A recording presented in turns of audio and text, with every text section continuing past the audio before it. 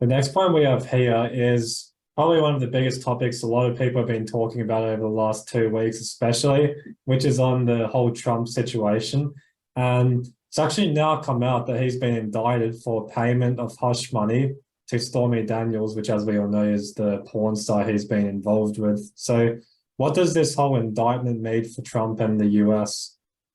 Yeah, so we woke up, I think it was Monday morning or no, Sunday morning, and the indictment went out, the warrant went out.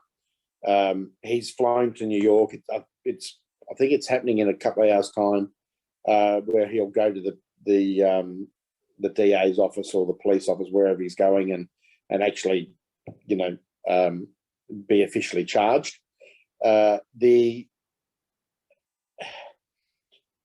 Now,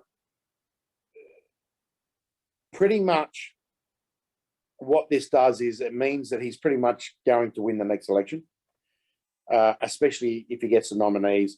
The Republicans will ride behind him and push. So it's going to push Ron DeSantis, basically going to blow everyone out of the water, because he'll be able to use this, and the Republican Party will be able to use this as this is changing the political landscape.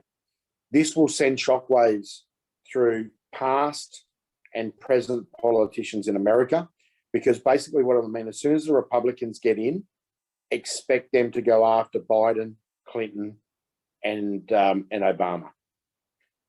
The Bidens, it is known fact that the Bidens have done worse than what Donald Trump has done on his worst day.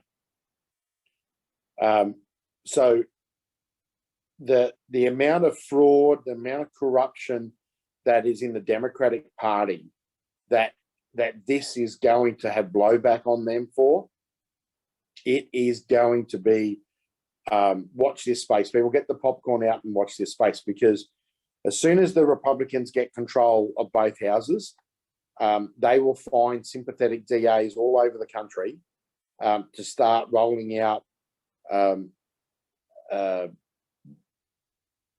indictments and stuff on political opponents.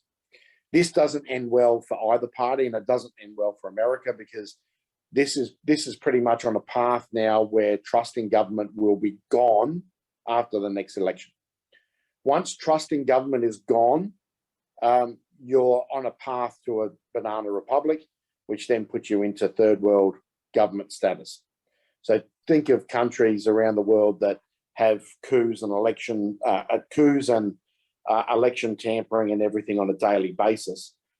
That's where America now is and is now headed.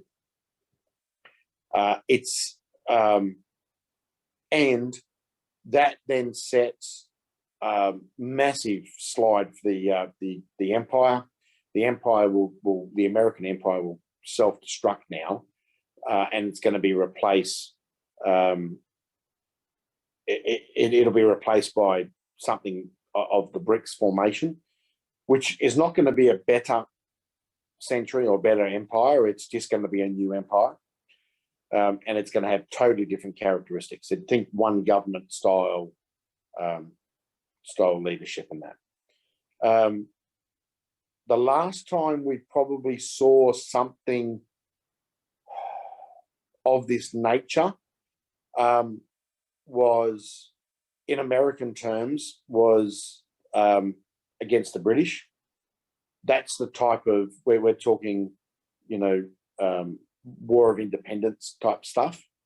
And before that, probably the collapse of the Roman Empire. So these are big, big changes that are coming in.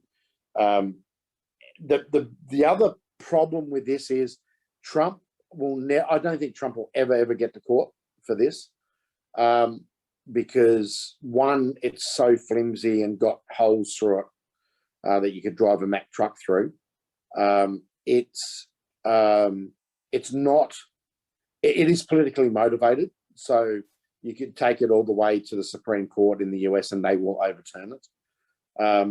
What it will do, though, is really galvanize the Republicans behind Trump, and it will really fracture the Democrats. So you're already seeing the Democrats now become very, very fractured in their support of this, and people backtracking from it all over the place because they know that they're on the list.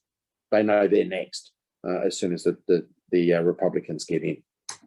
So there you have it, people. We're about to see something that has never ever been done before.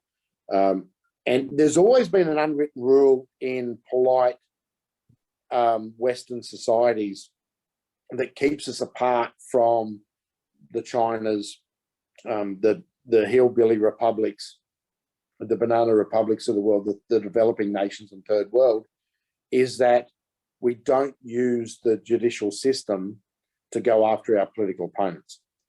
We're seeing that here in Australia as well by everyone wanting an ICAC.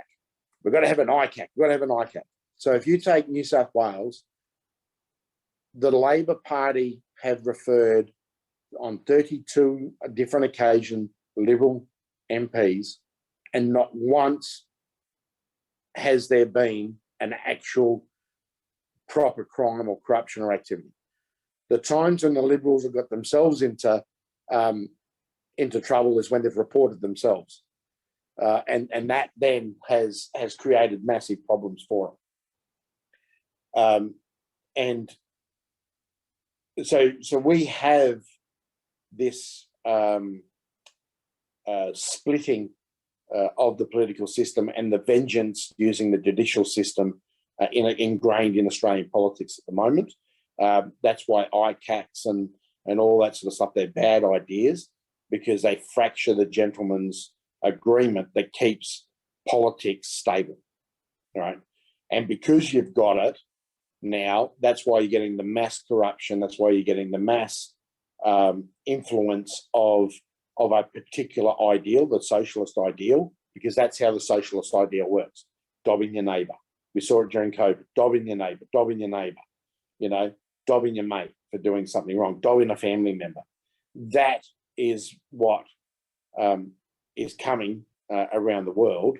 And that's what China, Russia, Brazil, and all those countries that have those type of political systems, that's what's going to make them stronger, is because we're going that way.